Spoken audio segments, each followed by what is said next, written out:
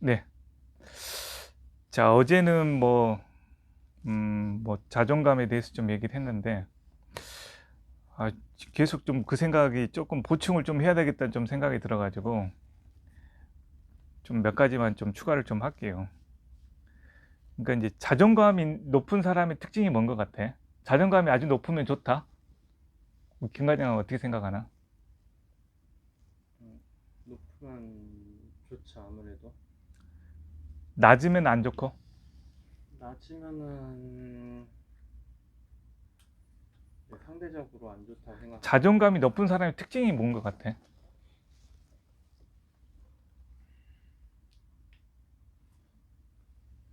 자존감이 높은 사람의 특징, 자신감이랑 좀 연결되는 것 같은데, 음, 음. 음, 자신의 하는 일에 그 실력이랑은 좀 다른 건데 좀 당당하다 그래야 되나? 네, 그쵸. 네, 당당한 모습이 나올 수 있겠죠. 네, 네, 당당한 좀, 모습. 이제, 네, 그건 이제 거기까지는 이제 긍정적인 모습인데, 사실 자존감이 높은 사람들 중에 특징 중에 하나가 이제 결과적으로 얘기하면 남의 시선을 의식을 안 하는 거예요. 그러니까 그게 좋을 수도 있고 나쁠 수도 있어요, 솔직히 얘기해서. 그러니까 뭐 대기업 그러니까 뭐 다 그런 건 아니지만 혹 중에는 이제 사실은 주변 의식하지 않고 자기가 하고 싶은 걸 마음대로 하는 사람들이 있어요. 그게 이제 법하고도 상관없이 이제 그런 사람들 중에서는 유독 자존감이 높은 사람들이 있어요. 아나무인격인 사람들이 있다 이거예요. 음. 이제 그거는 이제 오버된 거죠, 오버. 예, 자존감이 너무 높아서, 그러니까 다른 사람이 뭐 어떻게 생각하든 아무 상관이 없는 거야. 자기 하고 싶은 대로 그냥, 자기 꼴린 대로 그냥 하는 거야, 간단하게 얘기해서. 그리고 또 반대로 자존감이 낮은 사람의 특징은 또 뭔 것 같아, 그러면?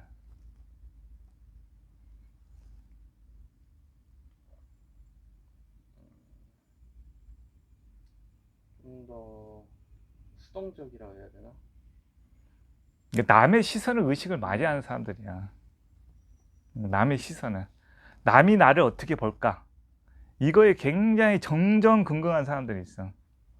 그러니까 이제 그 부분에 대해서 자기가 하고 싶은 걸 하지 못하고 남의 시선에서만 자기가 움직여.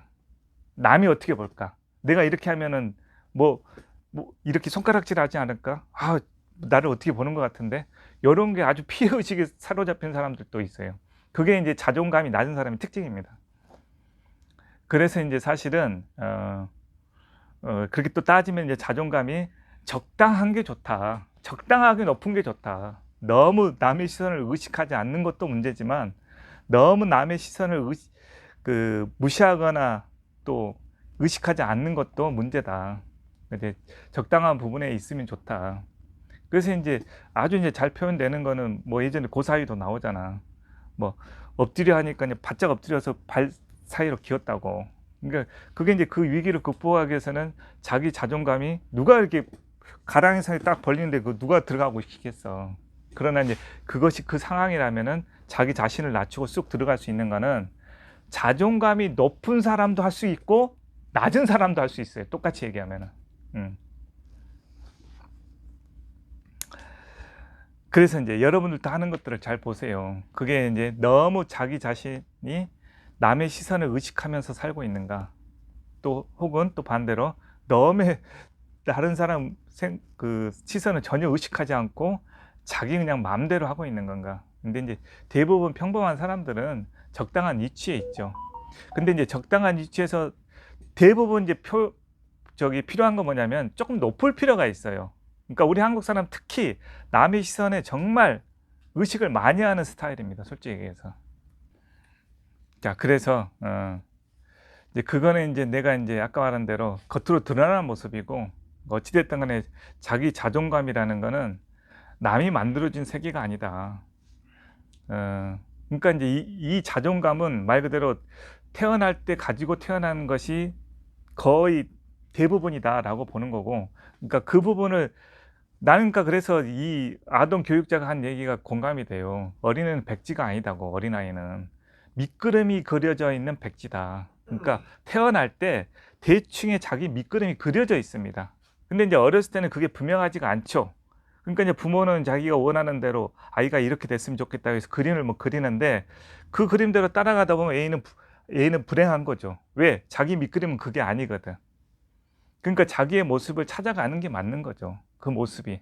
그래서 이제 그걸 스스로가 발견해내는 것. 그러면 이제 스스로가 나는 이걸 하고 싶다. 또 이걸 원한다. 이런 사람이 되고 싶다. 이런 게 더 분명해지는 겁니다. 그게 이제 성인 되면 나타나야죠. 성인 되면. 빠른 사람들은 6살, 7살 때 느껴집니다. 내 경험이 그래요. 6살, 7살 때 느껴지고 그게 분명하게 나타나는 건 20살 초반 때 분명히 나타납니다.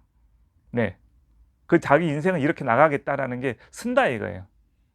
그리고 이제 그게 시간이 걸리고 쭉쭉 가면서 이게 맞는가? 내가 가는 길이 맞는가라는 의구심은 이제 들죠. 근데 결과적으로 이 길이 내 길이라는 걸 확신을 갖게 되는 거는 3, 40대 빠르면 나타납니다. 예. 나타나요. 그게 이제 보통 뭔가 그 태어나서 한 세대에 자기 뭔가를 이룬 사람들의 공통적인 특징일 겁니다. 예. 그래서 이제 그 자존감은 이제 자신감하고 많이 결부가 되어 있다. 왜냐하면 자존감이 크면 클수록 처음은 그걸 못 하더라도 자꾸 자기의 모습은 이거라고 생각을 하는 거예요. 그러니까 이제 자꾸 도전하게 돼 있어요. 자존감이 낮은 사람은 그 부분에서 일단 낮기 때문에 뭔가를 모르기 때문에 계속 그 부분에서 시도가 안 돼요. 예. 그래서 이제 어저께 조금 부족했던 부분들을 보충해서 얘기를 드리는 거니까 여러분들도 말 그대로 그런 우리가 그러니까 자신감은 결국 성과하고 결부가 돼 있기 때문에 그래요. 그러니까 매일같이 회사 잘 나와 빠지지도 않고 매일같이 학교 잘 나와서 공부해. 근데 성과가 안 난다. 성적이 안 올라간다. 또 성과가 안 난다. 이거는 뭐가 문제냐면은 자존감하고 자신감하고 결부가 돼 있어요. 네. 이까지 것 이렇게 생각하고 덤벼들어야 그게 이루어지는 거지. 그걸 갖다가 너무 높게 생각하고 내가 이걸 할 수 있을까? 이거 못할 것 같은데 이렇게 계속해서 낮아져 있으면 그거 못 이루죠. 간단하게 말하면. 그러니까 이게 아주 두 가지가 중요한 부분이다. 성실성도 필요하지만 자기가 어떤 부분에서 성과를 내려면 굉장한 자신감이 더 필요하다. 지금 현재 우리도 지금 스마트폰을 판매하겠다고 지금 내놨는데 지금 성과가 없잖아요. 성과가 없는 이유는 이제 사실은 이제 두 가지가 있죠.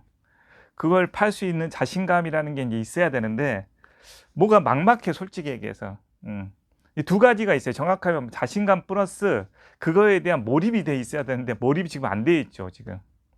그러니까 이제 그 부분이 성과가 안 나는 거죠. 몰입도 안 돼 있고 자신감도 분명하지 않고 이렇게 하면 승산이 있다는 것도 분명하지 않고. 그래서 이제 이 부분을 좀 우리가 이게 아주 중요한 우리의 그 전적으로 보면 중요한 고지예요 사실은. 이 부분을 넘어가면 우리가 원하는 올해의 목표가 이루어질 수 있는 아주 중요한 포인트가 될 수 있다. 분기점이 될 수 있다는 생각이 있어서 계속해서 이게 지금 어제부터 로플랭이 됩니다. 유튜브 세계 빠져 들어갔다가 갑자기 어제부터는 이제 스마트폰 세계로 확 들어와 있어요 지금 이제. 그래서 이거를 오늘부터 뭔지 알죠? 시도 방법. 일단은 뭐 그런 방법들로 통해서 우리가 좀 만들어야 되겠습니다. 그리고 여러분들도 마찬가지고 일단 이 스마트폰을 오는 고객들은 뭔가 이렇게 성과를 지금 내야 되는 시점에 와 있으니까 그 부분에 같이 좀 몰입을 좀 해줘야 될 것 같아요. 네, 이상입니다.